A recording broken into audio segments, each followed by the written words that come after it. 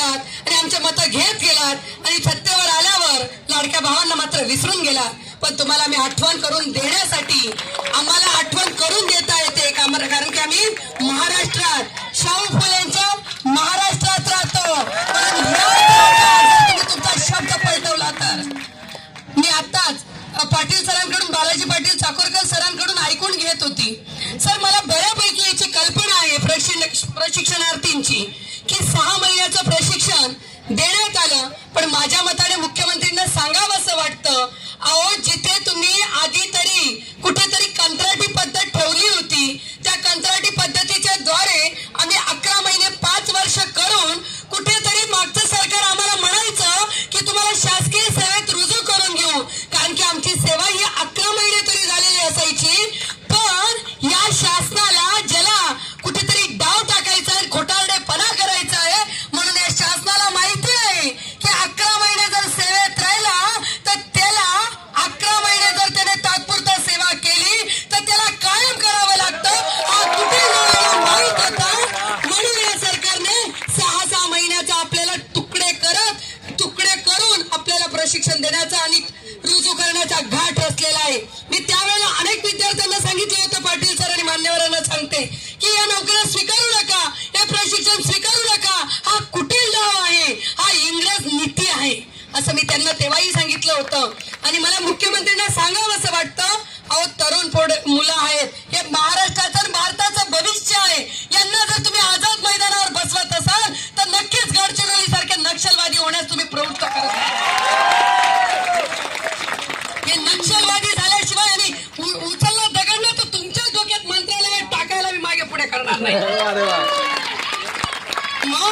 म्हणून मला मुख्यमंत्र्यांना मी नक्कीच आता एकनाथ शिंदे साहेबांना आणि देवेंद्र फडणवीस साहेबांना ठणकावून अजितदादांना ठणकावून सांगते, मी उद्धव साहेबांशी बोलणार आहे, ठणकावून सांगते जर भविष्य जर आझाद मैदानावर बसत असेल तर येणारा काळ हा तुम्हाला कधीही माफ करणार नाही. येणारा काळ तुम्हाला याचं भरावं लागेल अशी मी इथूनच त्यांना आणि मी मंत्रालय स्तरावर जाणार आहे, मंत्रालयात आता जाणार आहे. अंबादास दानवे साहेबांना विरोधी पक्ष नेते आहेत वरिष्ठ सभागृहाचे आणि भास्कर जाधव साहेब तुम्ही आताच 2-4 दिवसापूर्वी मीडियाला बघितलं असेल, ते विरोधी पक्ष नेते आपल्या पक्षाचे आहेत. नक्कीच भास्कर जाधव साहेबांना अंबादास दानवे साहेबांना या संदर्भात पूर्ण कल्पना देते. मी निवेदन पाटील सरांकडून आणि सगळ्यांकडून घेतलेलं आहे पाटील साहेब.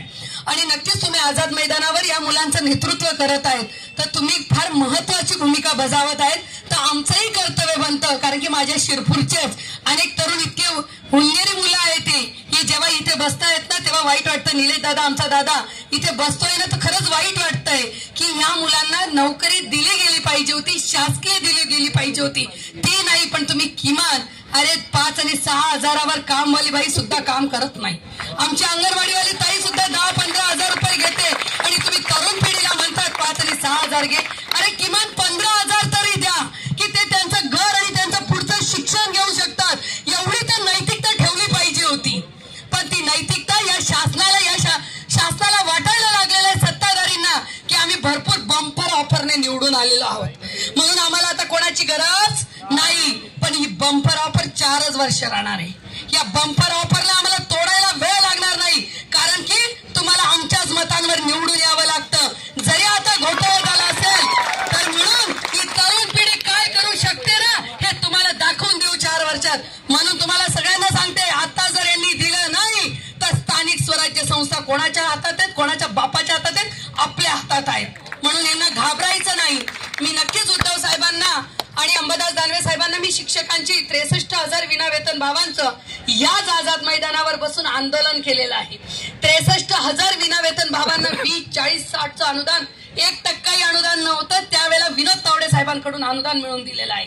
म्हणून पदवीधर मतदारसंघात 49,000 मतदान मला न 10 रुपये देता याच तरुण पिढीने मला दिलेलं आहे.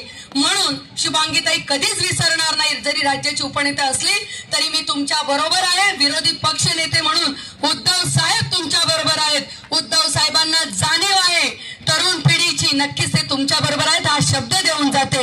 आणि आता अंबादास दानवे साहेबांना भास्कर जाधव साहेबांना पुन्हा एकदा सांगते की त्यांना आपल्या निवेदना संदर्भात आणि तुमच्या आझाद मैदानावर भेटीला नक्की घेऊन येते हा शब्द देते.